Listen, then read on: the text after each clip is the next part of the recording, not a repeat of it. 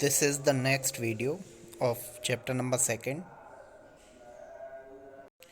Now, the next topic is pure substances. बेटा, pure substances ऐसे substance होते हैं जो कि केवल एक ही प्रकार के एटम से या मॉलिक्यूल से मिलकर बने हुए होते हैं। यानी कि a pure substance is one which is made up of only one kind of atoms और molecule। यानी कि जो एक ही प्रकार के एटम या मॉलिक्यूल से मिलकर बने हुए होते हैं उन्हें हम प्योर सब्सटेंस कहते हैं। जैसे कि हमारा एग्जांपल हो गया सल्फर या water. Now the next topic is classification of pure substance. यानी कि प्योर सब्सटेंस के, जैसा कि मैंने आपको बताया था बेटा, दो टाइप होते हैं। एक होता है हमारा एलिमेंट और दूसरा क्या होता है, कंपाउंड। तो एलिमेंट हम किसे कहते हैं? An element is a substance. यानी कि एलिमेंट एक सब्सटेंस होता है which can not be split up, यानी कि जो टूट नहीं सकता है इनटू टू और मोर सिंपलर सब्सटेंसेस। यानी कि जो दो या दो से अधिक साधारण पदार्थ में नहीं टूट सकता है by the usual chemical methods of applying heat, light और इलेक्ट्रिकल एनर्जी। अगर हम उस पर रासायनिक प्रक्रिया के द्वारा हम एलिमेंट को तोड़ना चाहें, यानी कि तत्व को तोड़ना चाहें, तो हम उसे सिंपलर यानी कि और ज़्यादा साधारण पदार्थ में तोड़ नहीं सकते। उसे हम क्या कहते हैं बेटा? एलिमेंट कहते हैं। फॉर एग्ज़ाम्पल हमारा हो गया हाइड्रोजन, ऑक्सीजन, फ्लोरीन। जो भी हमारे तत्व होते हैं उनको हम एग्ज़ाम्पल के तौर पर ले सकते। ह्यूमन बॉडी में 65% ऑक्सीजन होता है, 18% कार्बन होता है, 10% हाइड्रोजन होता है और 3% आपका क्या होता है बेटा? नाइट्रोजन होता है, 2% आपका कैल्शियम एंड 2% अदर एलिमेंट्स होते हैं। यानी कि जो हमारी ह्यूमन बॉडी होती है उसमें सबसे ज़्यादा क्या होता है बेटा? ऑक्सीजन प्रेजेंट होता है। अब हम एलिमेंट को भी फर्दर 3 कैटेगरीज में डिवाइड कर सकते हैं, metal, non metal and metalloids में। मेटल, नॉन मेटल और मेटलॉइड्स को हम अलग अलग तरह से भी डिफाइन कर सकते हम उन्हें अलग अलग तरह से भी डिफाइन कर सकते हैं। जैसे कि metal, metal is an element, metal एक तत्व होता है दैट इज़ मेलिएबल, जो कि क्या होता है बेटा? मेलिएबल होता है। मेलिएबल का मतलब क्या होता है? जैसे कि हम किसी भी तत्व को पीट पीट कर उसे किस में कन्वर्ट कर सकते हैं? शीट्स में कन्वर्ट कर सकते हैं, यानी कि उससे हम चादर बना सकते हैं। Second, ductile. डक्टाइल का मतलब होता है कि हम उससे तार भी बना सकते हैं। जैसे कि हम गोल्ड से, सिल्वर से तारें बनाते हैं या वायर। एंड कंडक्ट इलेक्ट्रिसिटी, और जो इलेक्ट्रिसिटी को भी कंडक्ट करता हो, यानी कि वो क्या हो बेटा? विद्युत का सुचालक हो, उसको हम क्या कहते हैं? मेटल कहते हैं। यानी कि मेटल एक ऐसा तत्व होता है दैट इज़ मेलिएबल, जो कि मेलिएबल हो, डक्टाइल हो तथा इलेक्ट्रिसिटी को भी कंडक्ट करता हो, उसे हम क्या कहेंगे? मेटल कहेंगे। एग्जाम्पल के लिए आपका सल्फ़र हो गया, गोल्ड हो गया। तो इस तरह से मेटल के डिफरेंट एग्जाम्पल हो सकते हैं। अब मेटल्स में कौन कौन सी प्रॉपर्टीज़ होती हैं? First, they have a lustre, यानी कि वो क्या करते हैं बेटा? वो चमकते हैं। दे हैव सिल्वरी ग्रे और गोल्डन येलो कलर, यानी कि उनका रंग कैसा होता है, सिल्वरी ग्रे भी हो सकता है और गोल्डन येलो कलर भी हो सकता है। They conduct heat and electricity, यानी कि ये अपने में से हीट और इलेक्ट्रिसिटी को पास हो जाने देते हैं, यानी कि ये इलेक्ट्रिसिटी और हीट के सुचालक होते हैं।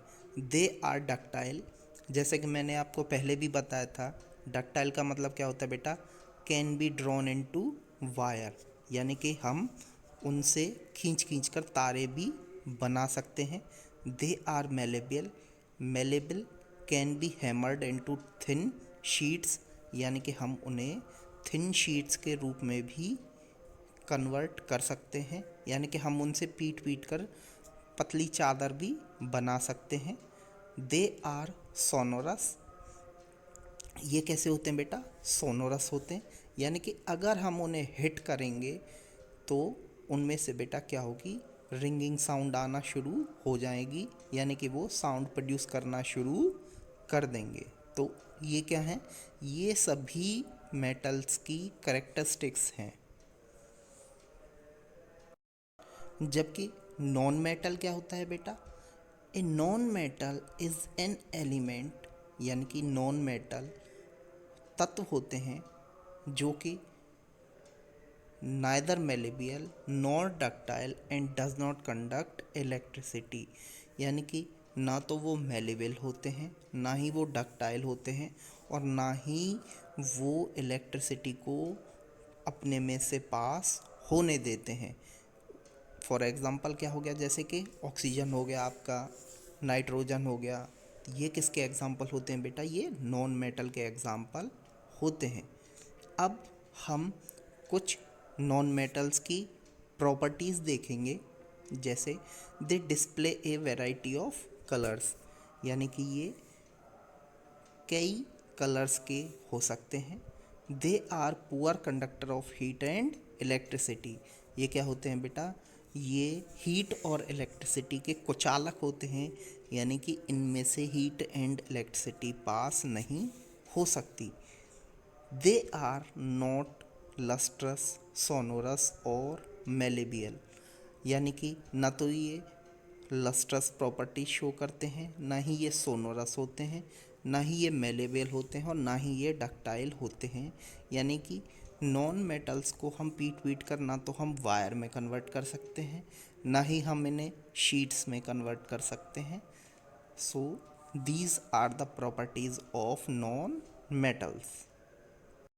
नेक्स्ट टाइप इज़ बेटा मेटलॉइड्स, यानी कि ऐसे एलिमेंट्स, ऐसे तत्व जो कुछ प्रॉपर्टी मेटल्स की शो करते हैं और कुछ प्रॉपर्टीज़ नॉन मेटल्स की शो करते हैं, उन्हें हम क्या कहते हैं, मेटलॉइड्स कहते हैं। यानी कि ऐसे तत्व, the elements which show some properties of metal and some other properties of non metal are called metalloids, यानी कि ऐसे तत्व जो कुछ प्रॉपर्टीज़ तो मेटल्स की शो करें, यानी कि धातुओं की शो करें, और कुछ प्रॉपर्टी वो नॉन मेटल्स यानी कि अधातुओं की शो करें, तो उन्हें हम क्या कहते हैं बेटा, मेटलॉइड्स कहते हैं। फॉर एग्ज़ाम्पल आपका हो गया बोरॉन, तो इनके भी डिफरेंट डिफरेंट एग्जाम्पल्स हो सकते हैं, जैसे कि बोरॉन हो गया आपका, सिलिकॉन हो गया, जर्मेनियम हो गया।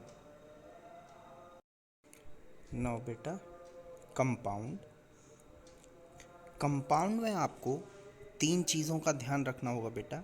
सबसे पहला, मेड अप ऑफ टू और मोर एलिमेंट्स, यानी कि कोई भी कंपाउंड होता है वो किससे बनता है, दो या दो से अधिक एलिमेंट यानी कि तत्वों से बनता है। फॉर एग्ज़ाम्पल अगर आप वाटर को लेते हैं तो बेटा वाटर का केमिकल फॉर्मूला क्या होता है, H2O। तो अब इसमें दो एलिमेंट हो गए, एक हो गया आपका हाइड्रोजन, दूसरा क्या हो गया बेटा आपका oxygen. Made up of two और मोर एलिमेंट केमिकली कंबाइंड, और ये कैसे होने चाहिए, एक दूसरे से केमिकली कंबाइंड होने चाहिए। तो वाटर में जो हाइड्रोजन और ऑक्सीजन होते हैं बेटा, ये एक दूसरे से बॉन्ड के द्वारा जुड़े हुए होते हैं। तो ये कैसे हो गए? ये हो गए केमिकली कंबाइंड। और थर्ड जो बेटा इसकी डिफाइन में हम बात कहते हैं, वो कहते हैं in a fixed proportion by mass, यानी कि ये हमेशा फिक्स्ड प्रोपोर्शन में होने चाहिए बाय मास। यानी कि आप देखें कि जो हाइड्रोजन होता है इसका एटॉमिक मास कितना होता है बेटा? 1। और जो ऑक्सीजन होता है उसका एटॉमिक मास कितना होता है बेटा? 16। तो हमेशा जो वाटर होगा बेटा उसमें 2 हाइड्रोजन होंगे, यानी कि हाइड्रोजन का मास कितना हो गया? 2 इंटू 1 इज इक्वल टू 2। और ऑक्सीजन का मास कितना हो गया बेटा? 16। यानी कि ये हमेशा इसी प्रपोर्शन में आएंगे। अगर बेटा मैं इनका प्रपोर्शन निकालूं तो कितना हो गया? 1:8। यानी कि अगर कहीं भी हम 9 ग्राम वाटर लेते हैं तो हमेशा हाइड्रोजन वहाँ पर कितना होगा बेटा? 1 ग्राम में होगा।